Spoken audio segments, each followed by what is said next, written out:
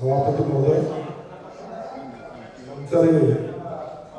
सम्मानीय श्री आनंद प्रसाद सेठी मत भाई और बंधु सम्मानीय भूपेन्द्र बाबू एवं मोर भाई श्रीयुक्त रामचंद्र गण मानव पूर्वतन प्रदेश कांग्रेस कमिटी सभापति मोर भाई सम्मानीय प्रसाद बाबू और सान भाई गणेश्वर बाबू समाजपद डॉक्टर हरकृष्ण सतपथी महोदय एवं इलेक्ट्रोनिक प्रिंट मीडिया उपस्थित समस्त सांबादिक बंधु आपण मान तो सब कथा शुणिले श्रीयुक्त जानकी वल्लभ पट्टनायक आम केवल नुहे ओडिशा प्रत्येक मनुष्य 4,50,00,000 लोकंर हृदय मनुष्य थे एवं समस्त चिंता करने मनुष्य से थे मुख्यमंत्री भाव केवल 80 दशक मुख्यमंत्री भाव नुहे मनुष्य हृदय से चिन्ह पारे गोटे जो कथा कहीकि शेष करी से गोटे कार्यक्रम 80 दशक मुख्यमंत्री है गोटे कार्यक्रम नहीं से कार्यक्रम हूँ ERRP कार्यक्रम economical rehabilitation of rural poor सबुठ दरिद्रतम लोकटी जे गाँव रोचे से बंची रही केमती राह पाइब से निष्पत्ति प्राथमिक निष्पत्ति आरंभ होता निष्ठार सहित सब विधायक मंत्री कार्यकारी करेंगे एक सी सब तदारख करुले समीक्षा करुले द्वितीय कथा कहबी मुझे आशीर्वाद 80 दशक तो विधायक भाव में आसली एवं मंत्रिमंडल जो शिक्षा मंत्री सुजोग से मत देते से दुईटी कथा मन अच्छी गोटे कथा हूँ मुझे अनुरोध करती सार कौन पिला OTP पास कर पारना आदिवासी दलित पिला से सिटी होते भी चाकरी पाना एवं सिटी ट्रेनिंग जापार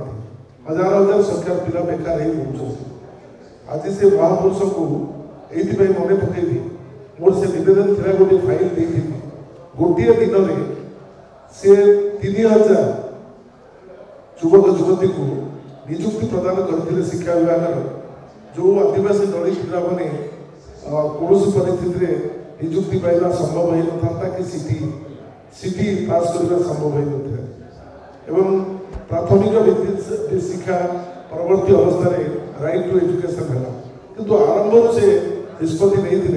ये राज्यर समस्त प्राथमिक विद्यालय को से सरकारी प्राथमिक विद्यालय परिणत कर आउ गोटे निष्पत्ति सब बड़ निष्पत्ति खाली विद्यालय खोलने नुहे जिते स्वीकृति प्राप्त अनुदान प्राप्त विद्यालय थिला सरकारी अपेक्षा थिला सारा राज्य में से समस्त स्वीकृति प्राप्त अनुदान प्राप्त विद्यालय को सरकारी विद्यालय हाईस्कूल भाव हाईस्कूल घोषणा कर सरकारी अनुदान में सरकारी स्कूल कार्यकारी है आम ये बसु श्रीयुक्त निरंजन पट्टनायक को बाहर देले आम जिते जन ये बसीचु और श्रीयुक्त डॉक्टर हरकृष्ण सतपथी को बाहर देले आम सब हूँ सृष्टि सी आम स्रष्टा जानकी वल्लभ पट्टनायक होती स्रष्टा आम सृष्टा कारण आम सिनियर हिसाब से सी आम आगुरी राजनीति करते कहूनी 80 दशक केवल युवक मान से खोलुते युवक माने मोर 27 वर्ष बयस को एमएलए मु शिक्षक कहीं एमएलए नहीं श्रीयुक्त निरंजन पट्टनायक को कही गोटे आदपुर गोटे युवक खोजिक बाहर एवं मुझे गोटे युवक मत से खोजिक आनी मुझे आगू चली पचक पड़नी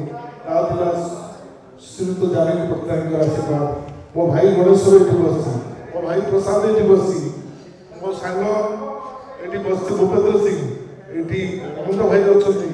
सी भी सरकारी चाकरी थे ये रामचंद्र कड़म अच्छा आम सब हूँ सृष्टि सी आम स्रष्टा सृष्टि स्रष्टार संपर्क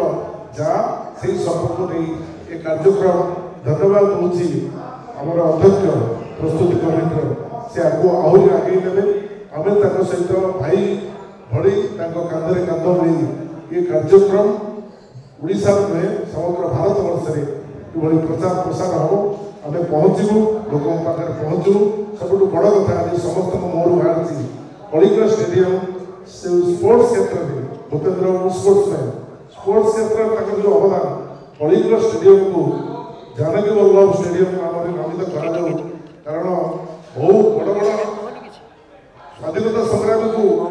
एवं देश करते देश को जे स्वाधीनता संग्राम में झांस दे देश को करते नाम को बदल प्रज्ञा पुरुष श्रीजुक्त जानकी वल्लभ पट्टनायक नाँ कलिंग स्टेडियम को नामित कर सब बड़ कथा होती जो गोटे जो जगह सब लोग सब सब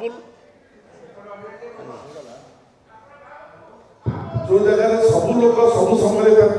देखिपारे जमी Ambedkar statue Biju Patnaik statue forest park भितर कराई आम तार नामकरण भी परिवर्तन कराई श्रीजुक्त जानकी वल्लभ पट्टनायक प्रतिकृति एभली एक जगह रखा जो प्रत्येक मनीष आदर्श चिंताधारा को मन पकड़े खाद्य सुरक्षा आईन तैयारी हवा आगु श्रीजुक्त जानकी वल्लभ पट्टनायक निष्पत्ति नहीं दलमत निर्विशेष कथा केवल सारी आपण गरीब लोक लंबे गोटे मिनिट मन पड़े तेणु कहबार एकमात्र उद्देश्य हूँ सब बड़ रोल करेंगे आपण मैंने सबुठ बड़ रोल करेंगे आपण मैंने बड़ अवदान रहा प्रज्ञा पुरुष श्रीजुक्त जानकी वल्लभ पट्टनायक ये कार्यक्रम को वर्षव्यापी आपड़ जमी साधारण लोक पाखे पहुँचे सी मन पकड़े प्रज्ञा पुरुष श्रीजुक्त जानकी वल्लभ पट्टनायक को धन्यवाद।